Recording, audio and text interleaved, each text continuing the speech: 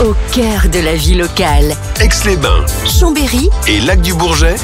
Radio Grand Lac. La voix des jeunes avec Camille et Julie. Les idées d'aujourd'hui font le monde de demain sur Radio Grand Lac. Et bonjour, nous sommes sur Radio Grand Lac 92.1, la radio des jeunes, parce qu'aujourd'hui donc on a une émission spéciale dans notre émission La Voix des jeunes. Elle rigole, elle me perturbe. Fatiguée aujourd'hui. Qui fait de la jeunesse à priorité. En fait, là, on a une invitée de choix qui est notre nouvelle colocatrice aussi. Avec plaisir. Et on est trop heureuse qu'elle soit là. Je suis trop heureuse aussi. Donc c'est Laura Campuzano, donc de l'entreprise Même Joueur, et qui va venir nous parler de son parcours et de ce qu'elle va déployer comme activité au sein de nos locaux de MAP 73. Mais comme elles rigolaient toutes les deux, j'ai complètement perdu le fil. Merci de me Camille. présenter. Bonjour Camille. Bonjour Camille, bonjour à tous. Bonjour Camille. Merci, c'est gentil. Heureusement qu'il y a Laura, je te remercie. On va prendre la main. Bonjour Julie. Avec plaisir, ça fait plaisir vraiment. Je suis contente, ça promet. Parce qu'en fait, on est vraiment. Alors pour les gens qui entendent ma voix, qui ont déjà entendu ce matin, j'étais déjà là ce matin, je suis restée là. Mais en fait, je fais d'autres choses. C'est ça qui est beau. Et je suis leur coloc, voilà. Donc on est heureuse d'être avec toi aujourd'hui. Moi aussi. On va revenir un peu plus sérieuse quand même. On va essayer. Les auditeurs vont nous dire mais qu'est-ce qui se passe à 16h l'après-midi. Laura, bonjour. Du coup, salut Camille, bonjour. Bonjour Camille. Chaque début d'émission, on aime inviter, on aime surtout discuter sur le parcours des invités. Parce qu'on a des parcours un peu atypiques. Tout à fait. On se rend compte et surtout on explique à nos jeunes que l'on suit régulièrement que les parcours sont souvent atypiques, ils sont pas linéaires, et donc on aime interviewer des personnes et voir discuter de parcours un peu inspirants. Donc du coup la question que l'on pose à chaque fois et en chaque début d'émission, est-ce que tu pourrais te présenter et nous dire un peu ton parcours déjà scolaire, s'il te plaît? Scolaire, ah oui. Alors déjà, donc je m'appelle Laura, je suis du Nord et j'ai fait toute ma scolarité là-bas. Parce que du coup c'est bizarre que je sois là, mais en fait je viens du Nord. J'ai fait un bac littéraire.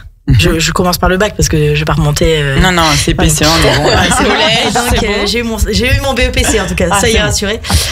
Donc bac littéraire au lycée Rimbaud, assez jeune. Je suis arrivée à la fac, j'ai eu mon bac à 17 ans, donc je suis arrivée à la fac à 17 ans. Donc c'est un nouvel univers, fac de droit, parce que j'ai hésité entre enseignante et avocate. Bon, j'ai fait les deux. Du coup, je suis allée à la fac de droit pour devenir d'abord à Douai et ensuite à Lille pour devenir avocat, puisqu'on m'a dit que pour être avocat, il fallait faire des études de droit. C'est pas parce que j'étais passionnée par le droit. Et puis je suis devenue avocate. Et ensuite, au bout de 6 ans, 7 ans, j'ai bifurqué. J'ai fait autre chose. J'ai travaillé un peu dans la vente et tout. Puis alors, je me suis bien amusée. J'ai joué à la vendeuse, c'était cool. Et puis après, j'ai passé le concours de journaliste que j'ai eu. Ça peut toujours sourire. Et qu'ensuite, je suis venue d'abord en Haute-Savoie, puis en Savoie, pour être journaliste. Et en fait, j'ai continué à enseigner parce que j'adore ça. En fait, je peux pas faire autrement. Parce que pendant que j'étais avocate, j'ai démarré l'enseignement à la fac, chargée de TD à la fac de droit. Et j'avais des grands qui voulaient devenir commissaire de police, magistrat, avocat, etc. Et puis j'ai commencé comme ça, j'ai adoré enseigner. Et c'est une révélation pour moi d'enseigner. Et puis finalement, de journaliste, j'ai continué à être prof à côté. Et maintenant, je suis prof et j'ai créé Même Joueur. Mais t'as créé Même Joueur et donc du coup c'est comme ça que nous on a eu l'opportunité, la chance de te rencontrer vraiment. Alors on t'a rencontré aussi avec Radio Grand Lac. Bien sûr. Mais là c'est vrai que de collaborer dans la même optique, c'est dans le même. Ça crée des liens. Super. Et on revient un peu sur la fac de droit. Donc du coup t'es parti en fac de droit. T'as passé alors t'as fait 5 ans. T'as fait ta licence, non ta maîtrise. C'est un peu plus compliqué que ça. Maîtrise, master. C'est pas aussi linéaire. Voilà. Bien évidemment. Sans doute. Donc j'ai fait mon. Alors, à mon époque, au 19e siècle, ça s'appelait un DUG déjà. Donc j'ai eu un DUG en 3 ans. Vraiment, c'est 2 ans. Mais bon, voilà, ma deuxième année, je l'ai foirée. Et donc, du coup, j'ai dû recommencer pour 2 matières. J'étais ravie. Puis moi, chaque année que j'ai raté une année, il y avait une nouvelle réforme qui faisait que j'avais des nouvelles matières. C'était super. Donc du coup, j'ai fait ça à Douai. Ensuite, je suis partie à Lille parce qu'il y avait une licence avec une option criminologie et j'adorais. Donc du coup, j'y suis allée pour ça au départ. Et de là, j'ai fait ma licence là-bas. Mais évidemment, ma licence, je l'ai pas validée tout de suite. Je me suis retrouvée en master, ça avait changé. Non, j'étais en maîtrise la première année et en master la deuxième année, n'importe quoi. Et donc du coup, j'ai validé ma licence pendant que j'étais en master. Mon master, je l'ai fait en 2 ans. Et beaucoup plus tard, en validation des acquis de l'expérience, parce que vous le savez très bien, pour devenir prof en 2018, par 2017, il fallait avoir un master 2 pour pouvoir passer le CAPES. Et du coup, pour avoir le master 2, j'ai fait une validation des acquis en tant qu'avocate et j'ai eu un master 2, mais j'avais 38 ans. Enfin, voilà. Et donc, tout ça a fait que je me suis dit, mais qu'est-ce que c'est que ce délire? Pourquoi c'est si compliqué? Parce qu'au lycée, c'était pas compliqué. J'ai eu mon bac avec mention, il y avait aucune raison que ce soit si dur. Et en fait, c'était dur, j'ai ramé, mais j'ai quand même réussi à devenir avocat. Et qu'est-ce qui est pour toi été dur? Qu'est-ce qui a été compliqué alors que jusqu'au bac, ça a été plutôt fluide et facile? J'ai pas été aidée. C'est peut-être pour ça que j'ai créé une structure pour aider les étudiants du supérieur. En fait, on est lâché dans le grand bain, on n'est pas accompagné. C'est vraiment la fac, tu te débrouilles, quoi. C'est comme si tu prenais t'as pas de parachute, quoi. Tu sautes. On sort un peu du cocon, on est accompagné au lycée où il y a vraiment un suivi, où les parents sont aussi beaucoup généralement derrière. Encore d'ailleurs, même si on demande l'autonomie, et on arrive à la fac, effectivement. Mais là, c'est trop d'autonomie. Voilà, surtout en fac de droit où on a des grands amphis. À part les TD, effectivement, il y a un peu de tutorat ou de mentorat ou des choses comme ça. Mais c'est vrai que derrière, on arrive sur des grands amphis. Mais t'as 500 personnes, tu te débrouilles comme ça. À la fin de l'année, plus le temps passe, plus on est 100, 200, 100. Et à la fin de l'année, on est genre 50. Qu'est-ce qui s'est passé? Sont où les autres? Et en fait, ils ont tous décroché parce que, on dirait que il y a que les meilleurs qui vont y arriver. Alors qu'en fait, ça n'a rien à voir. C'est une méthodologie qu'on ne t'apprend pas. Parce qu'à l'école, on ne nous forme pas forcément à la méthodologie de la fac. Et à la fac, c'est une méthodologie à part, on est tout seul. Et c'est vrai que je le constate. Alors ça, c'est la fac. Mais moi, là, maintenant, je donne des cours en BTS. Exactement. C'est la même chose. Et pourtant, on est dans des structures, quand même, de lycée. Censées être lycée pas toutes. Ou autres, ou école de commerce ou autre. Mais on a des structures où le BTS, où on est un peu plus accompagné, quand même, normalement. On croit. Mais on croit. Mais pas tant. En fait, parce que je rappelle, dans les écoles, en fait, on le sait, dans les écoles comme celle dans laquelle j'évolue actuellement, c'est des professionnels qui viennent donner les cours, c'est pas des enseignants. Non.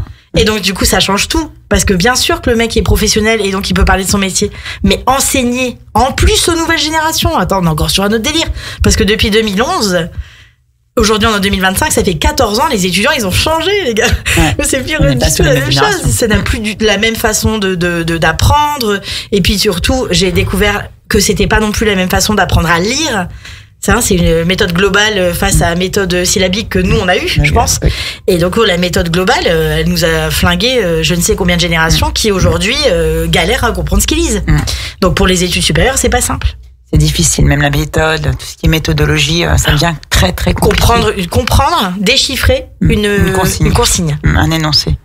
Et ils sont grands, ils ont 18 ans, 20 ans. Demain, tu vas remonter dans le monde du travail. Ton employeur, il va te la donner une fois, la consigne. Il va pas te l'expliquer 10 fois. Parce que tous les employeurs n'ont pas le temps, on le sait. On est nous aussi chefs d'entreprise, que quand t'es chef d'entreprise, t'as pas le time toutes les 5 minutes de répéter la même chose. Bien sûr. Puis, même si t'es bienveillant.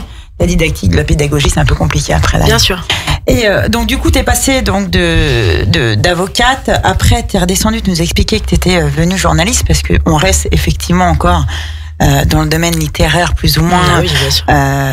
Et alors, comment ça s'est passé ce changement aussi? Eh ben, vous allez pas me croire. Je rêvais. Parce que j'écrivais déjà, j'avais un blog et tout, et je rêvais d'écrire et d'être publiée. Et je rêvais d'écrire. Et je me suis dit, tu sais quoi, je vais le tenter.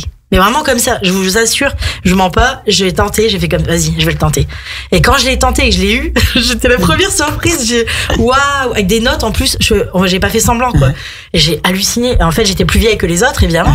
Mais les épreuves, même les épreuves, elles m'ont plu, donc voilà. Enfin, parce que peut-être qu'en vieillissant, ça te plaît plus d'apprendre, je sais pas comment ça se passe. C'était peut-être ton domaine aussi. Enfin, peut-être. C'est quelque chose qui t'intéressait. L'écriture, à fond. Ah ouais. Parce que dans le métier d'avocat, ce qui me plaisait le plus, c'était la défense. pas tout l'administratif qu'il y a derrière. J'aimais pas particulièrement, j'aimais fouiller les dossiers de droit pénal, mais j'aimais pas particulièrement investiguer, mais pas la partie, tout le reste. Et qu'est-ce qui t'a fait arrêter justement ce métier? Que tu t'es dit c'est plus possible, je peux plus faire ça. Et en fait, la raison, le déclic, ça a été mon amie de promo qui était la meilleure de la promo, qui était la plus forte, la plus intelligente d'entre nous et qui a quand même eu un cancer. Comme quoi ça arrive même aux super-héros. Et ça a été un déclic pour moi parce que je me suis dit, Laura, regarde ta vie, tu pleures tous les jours, t'es fatiguée, tu vois pas ta famille, t'es jamais là. T'es en courant d'air, quoi. Et je me suis dit, bon, peut-être se calmer. T'as 33 ans, peut-être ce serait bien de vivre encore un peu. Donc du coup, j'ai levé le pied et après j'ai décidé d'arrêter, vraiment. Est-ce que le rythme en fait est très intense? Oui, les audiences elles peuvent durer jusqu'à je sais pas quelle heure. Tu t'es convoqué genre à 14h pour une comparution immédiate, là, elle peut très bien se terminer à 23h en fait, parce que c'est long et que les moyens de la justice ne sont pas... on imagine, il y a beaucoup de choses à raconter sur la justice, mais en fait si les gens prenaient le temps d'aller en audience pour voir comment ça se passe, de voir l'envers du décor, ils verraient que c'est pas si simple. Les moyens ne sont pas à la hauteur de la fonction.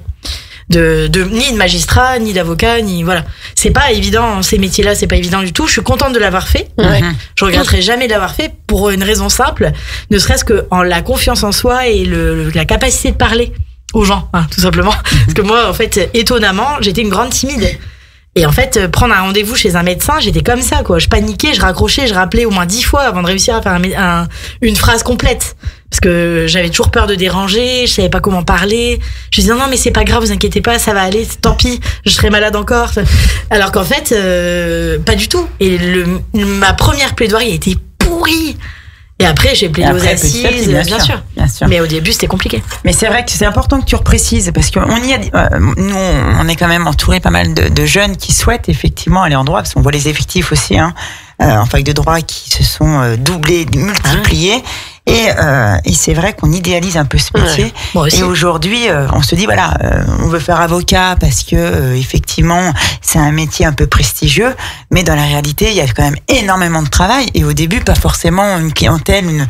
C'est pas ta clientèle. Mais voilà. C'est pas ta clientèle, c'est la clientèle de ton patron, en fait. Parce qu'on a beau dire ce qu'on veut. Alors déjà, premièrement, idéaliser, j'ai totalement idéalisé. J'ai fait toutes mes études de droit sans mettre un pied dans un cabinet, ce qui est une erreur. Aujourd'hui, je pense que ça s'est un peu amélioré là-dessus. La seule chose que je peux dire aux jeunes, c'est de faire des stages.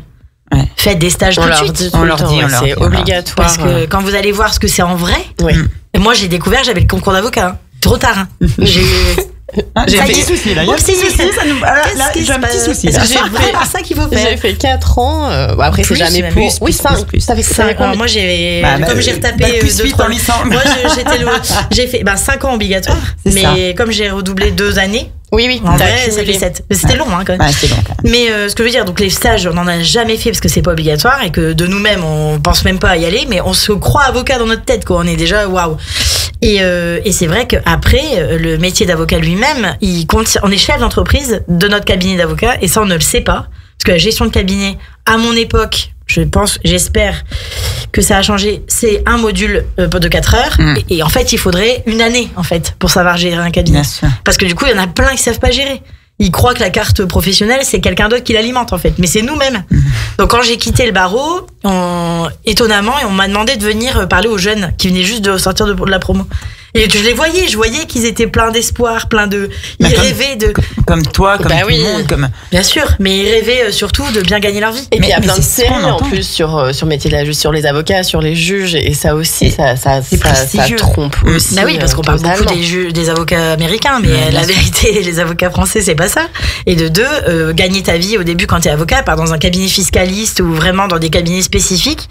En vrai, si tu penses que en faisant de la garde à vue, des comparutions immédiates et des assises, tu vas gagner ta vie au début, c'est faux. Et en fait, effectivement, quand la jeune promo est arrivée et que je leur ai dit, alors des avocats, vous êtes sûrs que vous voulez que je parle? Parce que moi, je vais dire la vérité. Et je leur ai dit, la carte pro, c'est vous. Donc, cherchez pas de l'argent, je sais pas où, c'est vous. Si vous dépensez en resto ou je sais pas quoi, bah, vous aurez plus de sous. Et vous devez provisionner parce qu'il y a l'URSSAF qui arrive derrière. Et en fait, tout ça, ils le savent pas.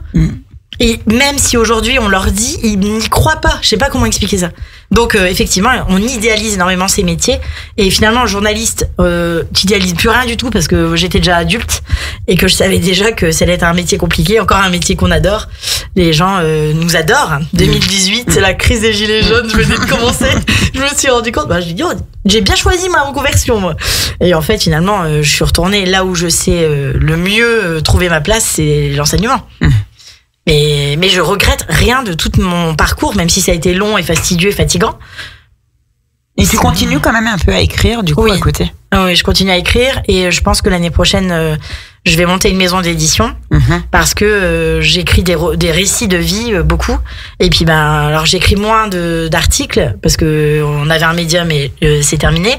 Mais en fait, on a créé un média quand même. J'ai créé un média en arrivant ici. J'ai pas fait, encore une fois, toujours, il faut que je sois dans la création. Donc, j'ai créé un média pour pouvoir faire des longs articles, etc., pouvoir dire tout ce que j'avais. On était deux, tout ce qu'on avait à dire. Et en fait, j'aime beaucoup écrire, mais j'adore raconter la vie des gens. Ouais. Et je pense que ça, c'est... Pour transmettre, pour devoir de mémoire. Devoir de mémoire, et je pense que les gens n'osent pas se parler. Alors que à moi, ils me connaissent pas. Et puis, je les mets à l'aise parce que je rigole tout le temps. Et du coup, ils racontent plein de trucs qu'ils auraient jamais raconté à leur famille.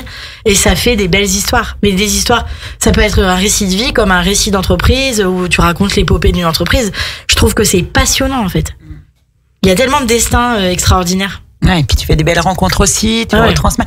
Mais c'est vrai que tu as toujours eu effectivement cette fibre littéraire, ces capacités rédactionnelles. Et aujourd'hui, tu t'es dit, je vais pouvoir peut-être accompagner ces jeunes qui aujourd'hui sont dans des réelles difficultés. Alors, j'aime pas faire des généralisations, mais étant effectivement prof de français également, on se rend compte effectivement de grandes difficultés dans la lecture, dans la lecture, le jeune face à sa lecture. Et on lit de moins en moins. Voilà. On lit et on comprend de moins en moins certains énoncés. Exactement. Et c'est pour ça que dans la bulle, qu'on a créé du même joueur, il y a des livres incroyables, donc des livres, des manuels, des revues. En fait, tu sais, l'objet, rien que de le toucher, même être en présence d'un objet livre, t'as quand même envie de l'ouvrir et de le feuilleter pour voir ce qu'il y a dedans. Donc évidemment, je mets des appâts, il y a des trucs, des procès, je sais qu'ils adorent ça, les gamins. Quand je leur raconte mes aventures d'avocate, ils sont tous comme ça. Quand je leur raconte le cours, il n'y a plus personne qui écoute. Donc c'est bien la preuve que ce qui les intéresse, c'est les parcours. Ce qu'ils veulent, c'est qu'on partage une expérience avec eux. Donc après être journaliste, t'es arrivé, du coup t'as monté ta maison d'édition plus ou moins. Moi t'as monté ton journal, ton média, et tu continuais. Donc t'as pu avoir des postes d'enseignant. Ouais. Et là aujourd'hui te dire passer un CAPES ou passer un concours, pourquoi pas, pour être que enseignant, ou plutôt t'es plus effectivement dans la transmission, mais plutôt dans l'aide, dans l'accompagnement. Ouais, moi c'est ça plus. Donc je vais continuer à me former. En fait, moi je veux pas prendre la place des profs, des enseignants, de ta place par exemple. Moi je veux être à côté. C'est-à-dire que je veux apporter tout ce que vous avez pas le temps de donner en fait. Il y a pas le temps en fait. En vrai, il y a un programme fait par des gens qui savent visiblement, mais il y a un programme et on n'a pas le temps nécessaire pour pouvoir aller au bout de ce programme, sachant que en plus en classe on est 35. Voilà, moi aussi j'ai des classes de 30, je vois bien que c'est compliqué, c'est pour ça que j'avais fait des podcasts de mes cours. C'est comme ça que j'ai commencé en fait, parce que je me suis dit mais comment ils vont se souvenir de ce que j'ai raconté. Et en fait, petit à petit, tu les observes et tu dis mais de quoi ils ont besoin. Et moi, j'apporte le complément. Moi, je viens pas remplacer, je viens pas dire l'école c'est nul. Au contraire, parce que moi, l'école, très sincèrement, les filles, l'école, c'est ce qui m'a sauvée. Si je suis là, encore aujourd'hui, moi, l'école, pour moi, c'est un refuge. Si je crée une bulle, c'est parce que je sais qu'il y a des endroits, des familles où il n'y a pas la place. Je me souviens d'étudiants que j'ai accompagnés, ils n'avaient pas de table pour eux, une chaise, un endroit seul pour travailler. Moi, j'ai créé cet endroit-là pour ça. Parce que l'école, pour moi, c'était magnifique. Je veux rendre à l'école ce qu'elle m'a donné. C'est tellement waouh. Mais pas une école comme les autres. Et du coup, tu enseignes en BTS ? J'enseigne en BTS première et deuxième année, en bachelor. En bachelor du droit, ouais. Et c'est rigolo parce que du coup, je vois bien que ça panne pas grand-chose. Donc du coup, tu vas doucement. C'est pas évident parce que c'est des séminaires en bachelor, donc ça va très vite. Et en BTS, culture générale, culture de la communication et culture juridique, économique et juridique et managériale. C'est EJM et co-droit. Et c'est rigolo. tu les prépares aux examens. Et je les prépare aux examens du avec la BTS, avec la méthodologie du BTS, comme on m'a demandé de faire. Et t'as toujours été en BTS? Pour le Sur moment, l'enseignement supérieur? Alors non, j'étais en bac plus 2, non même pas, j'ai commencé en master à la fac, master 1. J'ai eu des master 1, j'ai eu des c'est le bachelor, ça s'appelait pas comme ça, la licence, et j'ai eu des deuxième années de droit. Donc j'ai eu pas mal de niveaux différents. Mais l'université, je vois bien la différence entre la fac, mais en plus à Lille, et le BTS à Chambéry. C'est pas les mêmes personnes. C'est pas les mêmes profils. C'est pas les mêmes profils du tout. Rien à voir. Et ça te plaît toujours autant? Alors enseigner, transmettre, oui, mais j'avoue que aider plus. Et je me rends compte à quel point apporter de l'aide, expliquer, avoir le temps d'expliquer, prendre le temps d'expliquer, pour moi, c'est extraordinaire quand tu les vois réussir, quand tu les vois progresser. Waouh! Alors que dans la classe, c'est tellement plus compliqué. Tu fais plus de police, quoi. Tu fais plus ça, ouais. Ouais. Et puis c'est vrai que faire du cas par cas, et c'est ce qu'on fait effectivement. Ouais. C'est dans l'orientation, etc. Tu vois le fruit de ton travail. Et puis surtout ce que tu peux vraiment apporter à un élève, parce qu'aujourd'hui le cas par cas, c'est quand même t'as pas le temps. Quand t'as des classes de 10, tu peux pas. Quand t'as des classes de 30, c'est du luxe aujourd'hui, totalement. Et c'est pour ça que je me dis, puis les parents n'ont pas forcément le temps. On est dans une période de vie, dans un monde, le monde dans lequel on vit est tellement rapide. Que tout le monde est dépêche-toi. Mais on n'a pas le temps. Mais on le voit pour nos propres enfants, faire les devoirs le soir, accompagner, c'est quand même compliqué quand t'as fait ta journée et puis il faut encore plonger là-dedans. Franchement, t'as pas envie. C'est pour ça que les humoristes s'en nourrissent d'ailleurs pour faire des sketchs, et c'est très drôle parce que tu vois bien que. On pourrait en écrire, des sketchs. Tu m'étonnes. Mais c'est vrai que c'est compliqué, je le conçois. Mais pour les grands, autant pour les petits, il y a quand même des trucs de soutien scolaire. Mais j'ai l'impression que pour les grands, pour les jeunes qui sortent du bac et qui sont encore des enfants, mais quand même des adultes, enfin des enfants avec de la moustache, quoi. C'est un peu ça. Et en fait, ils sont au milieu de deux âges, et je pense que pour eux, ils se sentent un peu abandonnés. En tout cas, moi, je fais souvent l'exercice. Comment allez-vous à mes étudiants? À l'écrit, il y a que moi qui lis, personne n'est au courant de ce qu'ils ont écrit. Ils vont pas super bien, quoi. Ils sont tous un peu stressés, un peu déboussolés, avec un rythme complexe, les alternants en plus. Voilà. Merci en tout cas, Laura. On se retrouve juste après une petite pause pour parler de Même Joueur 73. Avec plaisir. À tout de suite. Nous, c'est le grand bain de la vie locale. Le son de votre quotidien. La voix de votre territoire. Radio Grand Lac. Ensemble. Sur le 92.1. Et en DAB. La voix des jeunes avec Camille et Julie. Les idées d'aujourd'hui font le monde de demain. Sur Radio Grand Lac. Et nous sommes de retour sur Radio Grand Lac 92.1 dans l'émission La Voix des Jeunes. Et aujourd'hui, on reçoit une invitée exceptionnelle, avec qui on a déjà fait une première partie déjà exceptionnelle. Et notre invitée s'appelle Laura Campuzano. Et là, elle va nous parler de la création donc de Même Joueur 73. Ouais, tout à fait. Et ça nous intéresse. Oui. Qu'elle nous explique déjà comment est née cette idée. Tu vas bien aimer, je pense que vous allez bien aimer les filles, comment c'est né. Alors, c'est né avec un étudiant, donc j'ai un de mes étudiants de BTS qui a loupé son année, mais c'était le seul, et c'est impossible qu'il loupe, et il a loupé son BTS. Il a pas eu son BTS, 98% de réussite, et lui il l'a pas eu. Et quand j'ai vu qu'il est revenu dans une de mes, que je l'avais de nouveau l'année d'après, je me suis dit, c'est pas possible. Et c'était impossible, pourquoi? Parce qu'il était, il avait des bonnes notes mature, il était travailleur. J'ai pas compris comment il avait pu ne pas l'avoir, échoué, et sans passer au rattrapage, vraiment échoué complet. Et donc je l'ai de nouveau dans la classe l'année dernière, et je me suis dit Même Joueur. La phrase c'est Même Joueur joue encore. Je me suis dit Même Joueur cette année il gagne, quoi. C'est pas possible, on reprend les mêmes, on recommence pas, quoi. Cette année on l'a. Et je lui ai mis la pression toute l'année, je lui ai créé des supports, et j'en ai créé des nouveaux pour les étudiants. Enfin, vraiment, j'ai fait en sorte. T'as voulu l'aider pour que. J'ai voulu qu'il l'ait, parce qu'il le méritait tellement. Et en fait, du coup, il l'a eu haut la main, évidemment, la deuxième fois. Ça s'est bien terminé. Mais Même Joueur est né comme ça. J'ai commencé d'abord avec les podcasts. Je pense que les podcasts des cours, m'enregistrer en train de raconter le cours, c'était déjà ils ont tous écouté. Ils ont tous écouté les podcasts de soir, en croyant que la nuit, ça les enregistrait dans leur tête. C'était très drôle. Mais ils l'ont écouté. J'ai même fait un podcast comment réussir son épreuve, comment on comprend les consignes, qu'est-ce qu'il faut, dans quel ordre et tout. Enfin, je leur ai fait des podcasts, j'aurais tout expliqué. Ils avaient plus qu'à écouter, quoi. C'était pas. Et je me suis dit, avec le bruit qu'il y a, parce que c'est quand même des NDRC, donc c'est un profil. Le collège NDRC, c'est négociation et digitalisation de la relation client. C'est un profil, je sais pas comment expliquer ça, profil bac pro de gens qui aiment bien faire la fête, quoi. Comme nous, on avait quand on était jeunes, on avait des jeunes comme ça dans nos classes. Les mecs, ils sifflent au fond de la classe, ils ont tous les fesses à l'air, ce genre de mecs, quoi.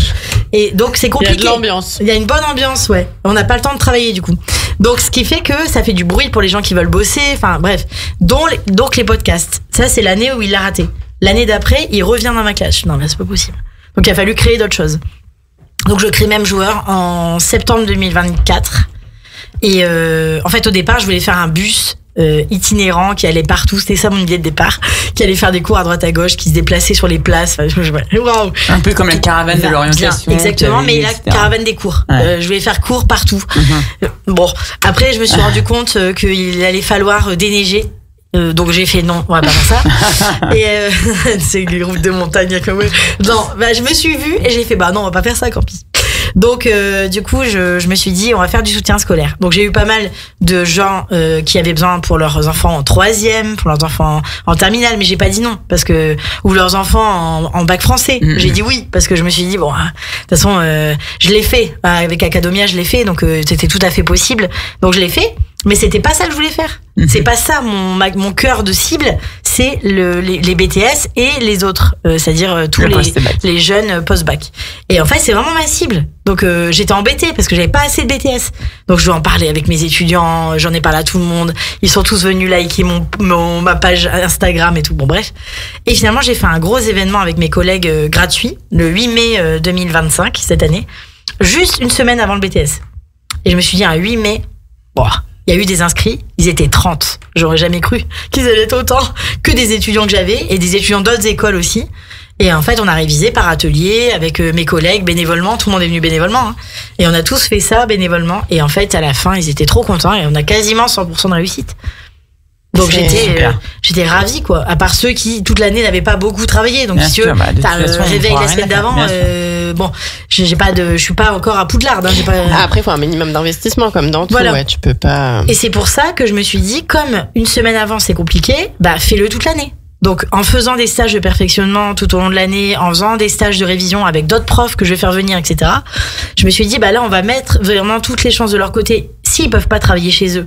Et qu'en plus, ils ont l'alternance. Il faut bien un endroit où ils peuvent travailler. À l'école, il n'y a pas de bibliothèque, il n'y a pas de CDI, il n'y a pas de salle de perm, il n'y a pas. Donc, à part travailler le soir, avant que l'école ne ferme, c'est pas des bonnes conditions. Et il leur fallait un endroit calme. Et puis après j'ai entendu parler de votre local, je vous connaissais la radio. Je me suis dit non mais attends, ça va être trop bien, quoi. Je suis venue voir, j'ai eu la vision de ce qu'il fallait faire, et donc ça ressemble à la vision que je vous ai présentée. Et en fait là maintenant j'ai plus qu'une envie, d'ailleurs il me pose la question, madame, ça ouvre quand votre lieu, comment on fait pour venir, où est-ce qu'on s'inscrit? Donc du coup ça me fait plaisir. Et quand j'aurais dit ça y est, j'ai les clés, ils m'ont applaudi. Donc voilà, ça veut dire qu'il y avait un besoin. Je veux dire, à un moment donné, tu crées quelque chose, tu ressens le besoin, tu le palpes dans tes classes, tu vois bien qu'ils sont déboussolés, qu'ils savent pas comment travailler.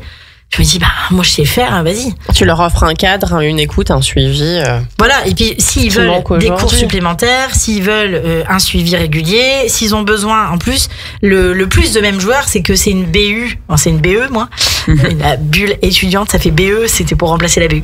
L'objectif, c'est quoi? C'est que non seulement ils viennent, ils peuvent travailler dans le calme avec des casques ou normalement, ils peuvent écouter leur musique comme je fais dans la classe, hein. Quand je leur fais faire des exercices, je leur dis, mettez votre casque, écoutez votre musique et vous serez dans une bulle. Il y en a même, je leur dis, on va faire une pause. Là, on fait un temps calme. Je leur dis, voilà, 20 minutes de temps calme, je mets un minuteur. Et pendant 20 minutes, vous fermez vos yeux, vous dormez, vous faites ce que vous voulez, vous enlevez vos chaussures, comme les CM2, en fait. Parce que, pourquoi on a oublié tout ça? Où est-ce qu'il s'est passé en fait toute cette bienveillance et ces bonnes conditions de travail? Pourquoi aujourd'hui on devrait déjà leur apprendre à être dans des cadres bien fixes et tout, et puis être tout le temps assis pendant 4 heures sur la même chaise, 8 heures avec le même prof, ce qui m'arrive régulièrement, 8 heures avec mes mêmes étudiants. C'est ça. C'est l'enfer, en fait. T'as des journées entières, ouais. C'est des gros blocs. c'est pas possible, quoi. C'est horrible, ouais. Et donc là, mon objectif, c'était vraiment ça. Après les cours, venez, on se pose, on respire un peu, vous prenez votre temps, vous faites comme vous avez envie de faire vos cours, etc. Si vous avez besoin de moi, je suis là, avec des formules différentes, ça forcément. Et aussi faire venir des professionnels. Alors les premières professionnelles, c'est vous, puisque l'orientation, c'est votre métier. Ensuite, faire venir un psy de temps en temps, ça, je pense que ça ferait du bien à tout le monde de parler 2 minutes. Et puis aussi faire venir, je sais pas, une infirmière qui pourrait parler de la nutrition, la sexualité, nutrition, exactement. Voilà. Et donc je me dis tout ça, puis quelqu'un qui vient leur expliquer comment on gère leur argent. La gestion financière, comment on gère un budget, personne nous le dit.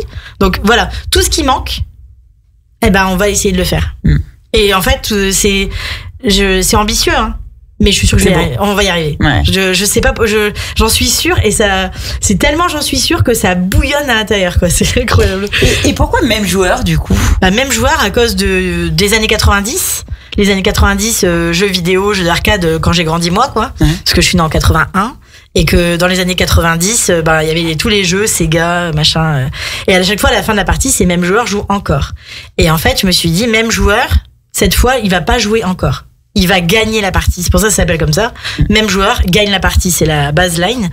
Et du coup, maintenant, la bulle étudiante, c'est la bulle étudiante by même joueur, parce que vraiment, je vais déposer tout ça. Je vais déposer les marques et tout, parce que je suis trop fière de cette réalisation, et je suis trop fière de pouvoir le faire avec vous, parce que on se complète, quoi. C'est comme si les planètes s'alignaient. Vraiment, je pouvais pas trouver mieux pour m'installer, pour démarrer cette activité. Genre rêver de ce truc.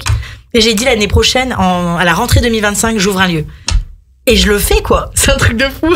Et ça se réalise. Non, mais c'est dingue. Et ça se réalise parce que vous êtes là, parce que je suis bien entourée. Et on peut dire quand même qu'à Radio Grand Lac, on rencontre des gens bien. Ouais, on fait des belles rencontres. On peut le dire. Parce que franchement, ça fait du bien. On a une belle équipe. On est bien entourés, quoi. Voilà.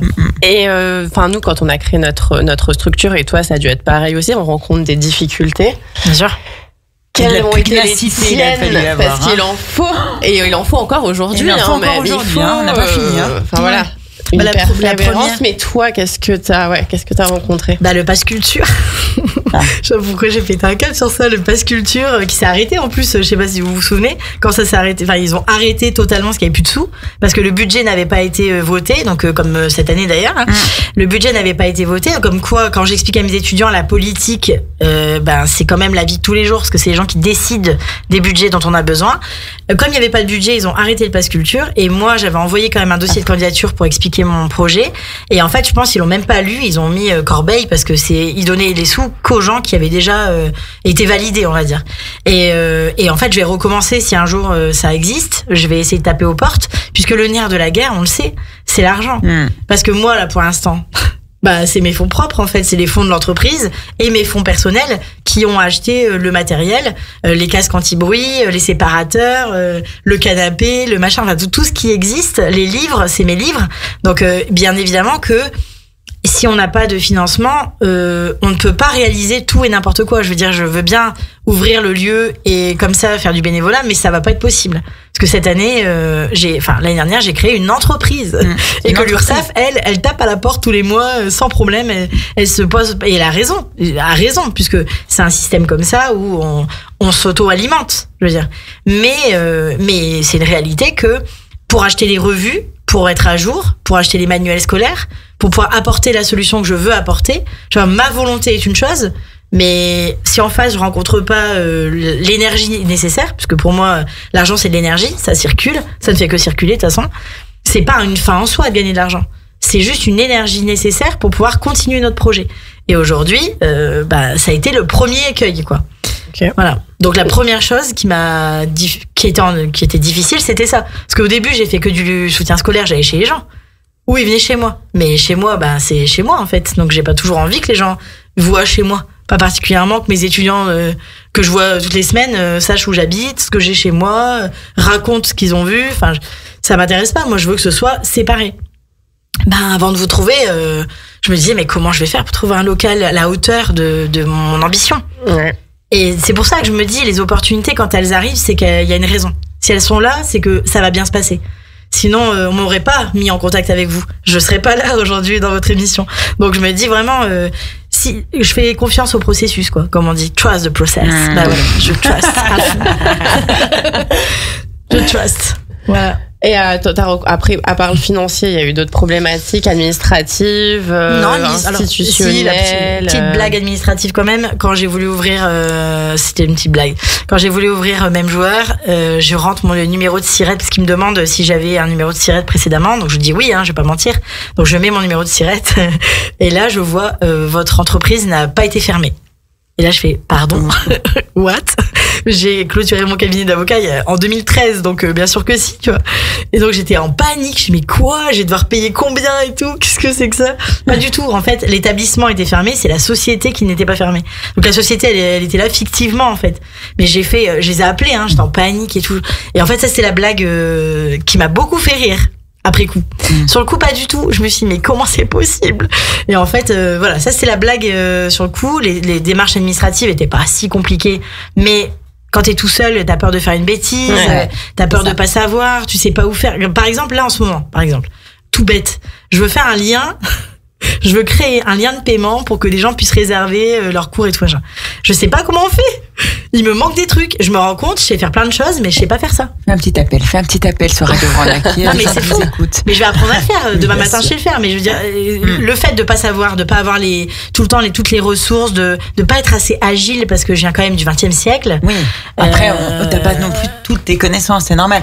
Après, ça nécessite énormément d'énergie, d'être polyvalente parce que c'est vrai que nous, quand on a commencé, on a eu quand même une phase où ça a été très compliqué entre la phase administrative, comptable, financière, juridique, le local, les fonds. Ça a été quand même une bataille et ça l'est encore aujourd'hui, chaque année, où on se dit, bon, bah voilà, on est reparti parce que chaque année, de toute façon, on renouvelle. Moi je pense qu'il faut déléguer ces trucs-là. En fait, je pense qu'il faut déléguer. Ça coûte de l'argent. Il faut investir, par exemple, dans un comptable, quelqu'un qui gère tout ça. Et en fait, moi, je pense que le truc suivant, l'étape d'après, c'est choisir un comptable et qui s'occupe de tous les trucs que j'ai pas envie de gérer. Voilà. Parce que j'ai quand même appris un truc de mon cabinet d'avocat. C'est que je ne suis pas gestionnaire. Donc, je sais gérer l'argent parce que finalement, j'ai quand même réussi à gérer suffisamment pour réussir à ouvrir quand je voulais, à structurer. Mais par contre, l'argent ne poussant pas, il faut trouver une solution. Malheureusement, ça. Ça, c'est vraiment dommage. Que ça pousse pas. Que ça pousse pas parce qu'on ferait des pots là sur la terrasse. Oh purée. Là, il y a des pois bonbons là. Mais c'est vrai que ça, c'est des choses, on peut pas tout savoir faire. Mais tu vois, pour les étudiants, l'objectif, par exemple, c'est que je me forme encore. Que je fasse des formations pour savoir apprendre à apprendre. Moi, j'ai mes propres techniques et j'imagine des trucs, mais je suis sûre qu'il y a des choses avec les neurosciences, des choses comme ça aussi. Et donc, du coup, faut aller en formation. Et ça a un coût. En fait, c'est super cher en plus. Et donc, ils forment. Alors, quand je vois le prix des formations, je dis pourquoi je forme pas les gens. Forcément, je me pose des questions, quoi, à un moment donné. C'est un créneau aussi. Mais voilà, c'est intéressant parce que on apprend tous les jours et je pense que quand on aime apprendre, on aime transmettre, on aime aussi apprendre. Et du coup, quelqu'un qui m'avait dit, il serait peut-être temps de quitter l'école et en fait, je la quitterai jamais. Je l'aime trop. J'aime trop ça. Donc voilà. Vous allez me voir longtemps, quoi. Une élève amoureuse de l'école. Ah, mais grave. Je restais longtemps, moi, à l'école. Tu m'étonnes. Même quand j'avais pas cours, j'y allais. Faut savoir. J'aimais trop l'école. J'étais trop bien là-bas. Au milieu des livres, au CDI. Je vais t'enregistrer, je vais te le remettre. Ça doit être rare quand même. C'est plus. Mais il y en a quelques-unes. Il y en a quelques-uns. Il y a plusieurs personnes autour de moi et en fait, je pense qu'on se ressemble et donc on s'attire. Mais des gens qui aiment tellement l'école qu'ils y passent leur journée et j'adorais être à la bibliothèque. Bon, il y a encore, regarde, moi j'y retourne, j'y suis retournée. Je comprends. J'y suis encore et encore à faire des projets avec eux. Je comprends. Et en fait, je trouve ça. Je sais pas, je trouve ça utile. Et aujourd'hui, je peux dire qu'il y a du sens. Pourtant, l'image de notre école, aujourd'hui, c'est un peu compliqué. Mais parce qu'elle est véhiculée par les mauvais médias, en fait, malheureusement. Et je peux le dire, je suis journaliste. Merci Laura, on se retrouve juste après une belle chanson. Une belle chanson que j'ai choisie de Jérémy Frérot. Fais-le et vous allez voir, les paroles, elles sont totalement en adéquation avec ce qu'on raconte. Super. Donc tout va bien. Au cœur de la vie locale. Aix-les-Bains, Chambéry et Lac-du-Bourget. Radio Grand Lac. La voix des jeunes avec Camille et Julie. Les idées d'aujourd'hui font le monde de demain sur Radio Grand Lac. Et nous sommes de retour sur Radio Grand Lac 92.1 dans l'émission La Voix des jeunes. Et là, on attaque notre dernière partie. On est un petit peu dissipé quand même. J'ai trouvé que pendant la pause, c'est la joie, on est pleine d'énergie, c'est tout. Exactement. Mais c'est Camille qui distrait un peu tout le monde. Elle dit des choses qu'on n'entend pas à la radio et heureusement. Et heureusement qu'on n'entend pas tout parce que sinon c'est ce qu'on appelle le off. Heureusement que ça existe. On ne dira pas le reste. Je vais revenir sur du Baudelaire, je vais vous dire tout de suite. Ah oui, bah ça peut être sympa, hein, pourquoi pas. On va faire les dernières 15 minutes sur du Baudelaire. Allez, c'est Alexandrin, s'il vous plaît. Pour ceux qui nous rejoignent quand même, parce que oui, vas-y Camille. On recadre. Pour ceux qui nous rejoignent, nous sommes donc sur La Voix des Jeunes et on a Laura effectivement sur sa structure, qui nous a présenté sa structure Même Joueur 73 avec une petite bulle d'étudiantes. Et donc on a parlé un peu du projet.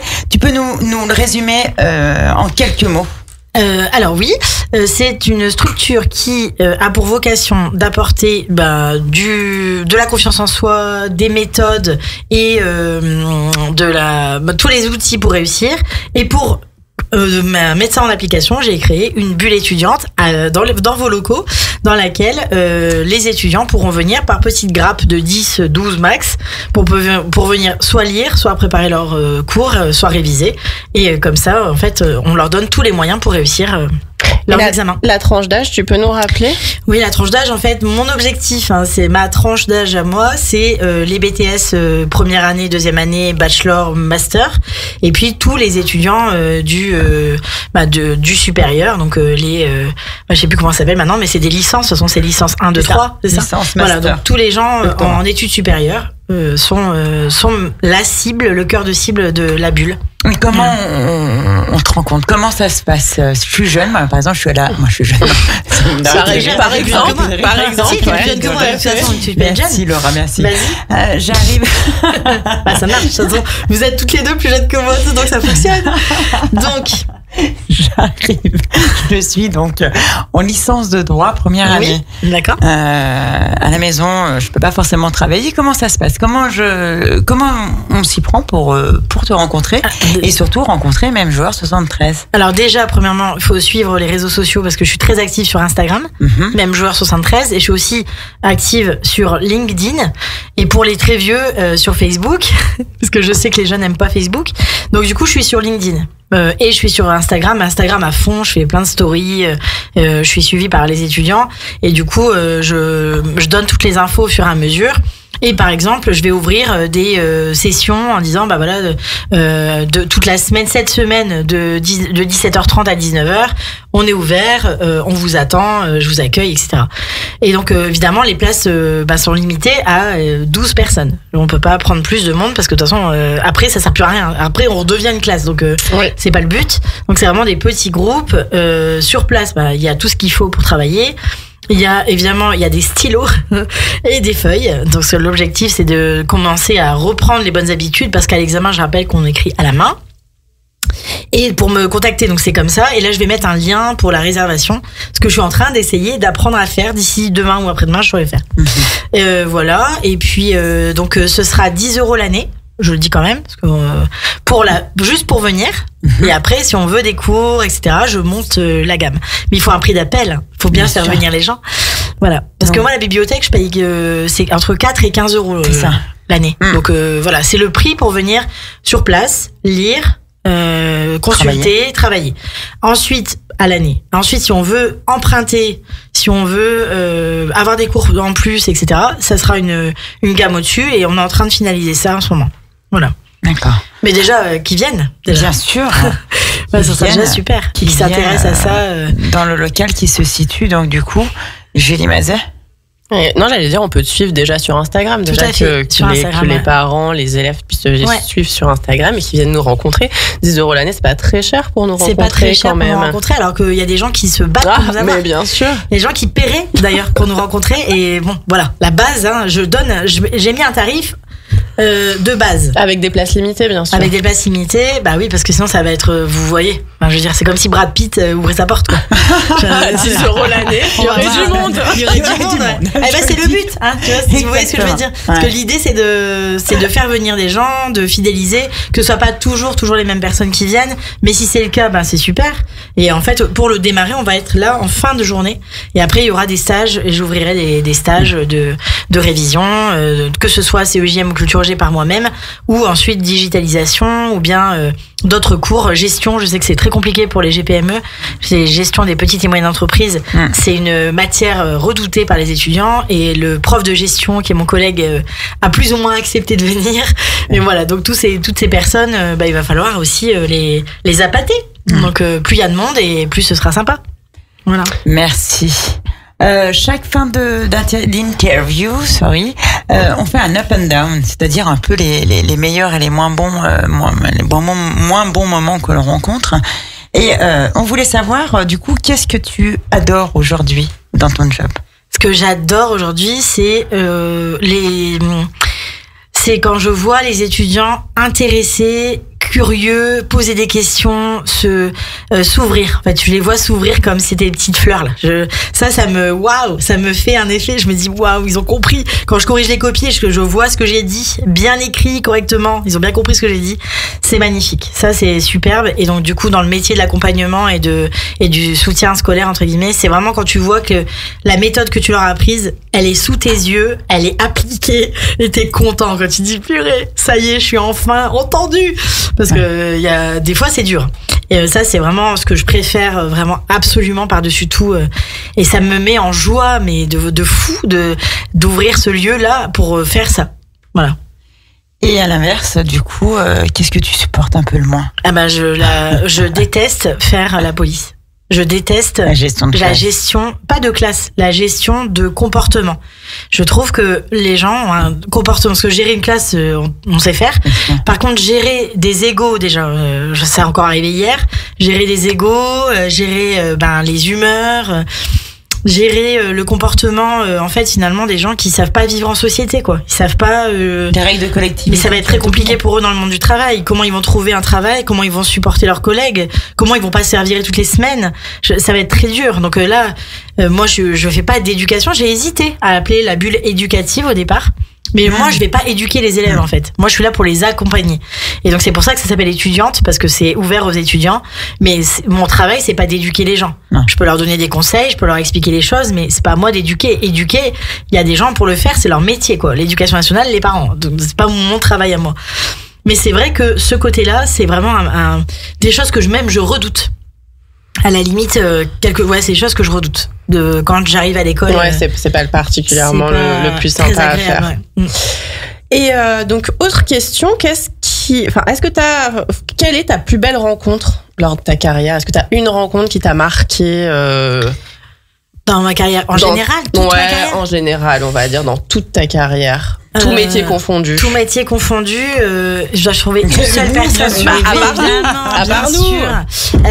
Dans toute ma carrière, déjà une personne. Il y a deux personnes importantes.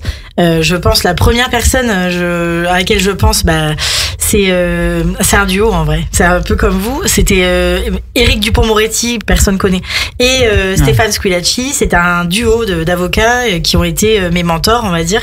Et ces deux personnes-là m'ont énormément appris dans tout ce qu'ils ont fait, dans leur façon d'être, dans leur façon de défendre, etc. C'est vraiment des personnes importantes pour moi, qui ont compté énormément. Stéphane Squillaci, c'était mon maître de stage. Éric Dupond-Moretti, c'était mon patron. Donc vraiment des gens. C'était même mon propriétaire parce que je louais un bureau dans son local. Et de le voir plaider, de le voir défendre, ça m'a appris énormément de choses sur le plan humain. Ça, c'est clair. Et puis la deuxième personne, plus belle rencontre que j'ai faite dans ma carrière, c'est une ancienne consoeur qui s'appelle Annie Coupé et qui m'a aidée, qui a fait le pont entre avocat et journaliste et qui a été un soutien indéfectible et qui est une belle rencontre. Après, j'en ai tellement. Des étudiants, c'est des belles rencontres. Mais il y a tellement de gens, c'est dur de choisir. Sûr. Après, c'est plus les personnes marquantes. Elles ont été marquantes. Elles ont été vraiment marquantes. Qui ont influé ton parcours, ta vie. Mais puis mes profs, alors aussi quand même les profs que j'ai eu au lycée, l'équipe que j'avais en terminale, je voudrais la reconstituer pour leur dire que je les aime, quoi. Ça se fait, ça. Les profs ma prof d'anglais, mon prof de philo. jamais j'oublierai mon prof de philo, Christophe Darras. Jamais je l'oublierai. C'est vraiment un prof. Et puis tous les profs, ils ont été tellement humains et passionnés par ce qu'ils faisaient. Les profs, en fait, c'est tellement. Ah ouais, non mais de toute façon, c'est les adultes, quasiment les premiers adultes avec qui tu passes le plus de temps. T'es même plus avec eux qu'avec tes parents. Donc évidemment que on s'attache à des figures de référence. Et j'espère être une référence aussi pour mes étudiants, quoi. Ouais, moi je pense avec tout ce que t'apportes, toute l'énergie, la joie, je pense. La bienveillance et des fois, et l'envie aussi. Des fois, tu te prends des murs avec des étudiants qui sont tellement dans leurs histoires personnelles, dans leur parcours, dans leur lutte personnelle, qui te rejettent en fait. Et c'est hyper violent parce que toi, tu t'arrives avec ton cœur ouvert comme ça, comme un gros bisounours là, et tu te dis qu'est-ce qui s'est passé là. Donc c'est vrai que c'est compliqué ça, parce que aussi il faut les responsabiliser. On n'est pas leurs copains. Enfin, il y a aujourd'hui en plus de plus en plus quoi. La société dans laquelle on vit, elle est quand même compliqué pour ça. Mais bon, ça va aller. Hein. Ouais, ça va aller. Et est-ce que tu as une personne, alors sans nous dire le nom, le prénom, quelqu'un qui t'a déçu ou oui. Ouais. Tu vois, on en a tous eu une personne en fait qui nous a marqué mais dans le mauvais sens. Alors peut-être qu'il nous a appris quelque chose aussi, mais qui nous a marqué dans le mauvais sens du terme. On apprend. On apprend. Complètement. Mais je me souviens même plus. C'est cette phrase de Nelson Mandela. C'était quoi? Soit j'avance, soit j'apprends. C'était quoi la première? Je sais plus. Mais bien évidemment, il y a quelqu'un qui m'a déçu, qui m'a fort déçu très récemment, et avec qui j'ai pourtant créé des projets, eu une ambition aussi très forte, etc. Et j'aurais jamais imaginé tout ce qu'il y a eu derrière. Mais j'ai appris. Ça c'est clair, j'ai appris. J'aurais jamais pensé dire qu'un jour je serais déçue de cette personne, mais ouais, tout à fait. Je dirais pas le nom, mais oui, tout à fait. Et à chaque fois, donc, pour finir notre émission, on adresse toujours un message à notre jeunesse du territoire, parce que tu deviens acteur du coup de notre jeunesse du territoire. Complètement. Quel message t'aimerais passer aujourd'hui aux jeunes qui nous écoutent sur Radio Grand Lac 92.1? De croire en eux, que tout est possible. La preuve, vous avez entendu mon parcours, il n'y avait rien de linéaire. Quand je me présente au début de l'année, c'est ce que je leur dis aux gens. Vous voyez, je vous explique pas ma vie pour vous dire, vous avez vu tout ce que j'ai fait. Je vous explique ma vie pour vous dire, on peut changer d'avis, on peut revenir en arrière, on peut se tromper, on peut recommencer, on peut reprendre des études à n'importe quel âge. En vérité, tout est possible. C'est aussi le sens de l'émission que je fais moi une fois tous les 15 jours. C'est que de dire, tout est possible. Donc n'ayez peur de rien. On n'a que les limites qu'on s'impose, comme dirait Sandra. Parce qu'en fait, en vérité, vous êtes capable de tout. Vous êtes des gens uniques. Vous n'avez pas besoin de vous comparer à vos voisins, vos copains, vos copines. C'est normal de se comparer parce qu'à cet âge-là, on se compare tout le temps, c'est inévitable. Mais croyez en vous. Vraiment, c'est le message que je veux dire aux jeunes aujourd'hui, c'est ça. Croyez en vous. Moi, croyez en l'incroyable. Croyez à toutes les opportunités qui vont s'ouvrir devant vous. C'est tellement fou la vie en fait. C'est tellement dingue. Il y a tellement des choses inimaginables auxquelles on n'aurait jamais pensé et qui finalement arrivent. Et c'est tous les jours un miracle en fait. Et donc, croyez en vous et la vie, elle va vous rendre au centuple. Et ça va fonctionner. Merci en tout cas. Merci Laura. Merci à vous. On a vraiment de la chance de t'avoir. On va avoir de la chance de t'avoir au quotidien. Ouais. Donc 56 rue Saint-Ombre à Chambéry, où on aura donc même joueur 73 et puis surtout MAP 73 avec toi. Ensemble. En tout cas pour lancer. Donc pour le territoire 73 toutes les deux. Ce beau.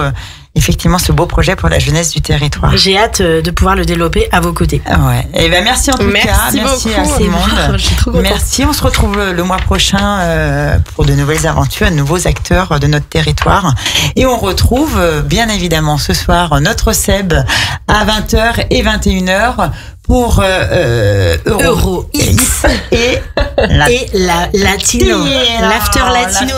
Et là, ça va être caliente. Belle soirée, bon mercredi, à très bientôt. À très bientôt, merci. Au revoir. Radio Grand Lac, on adore.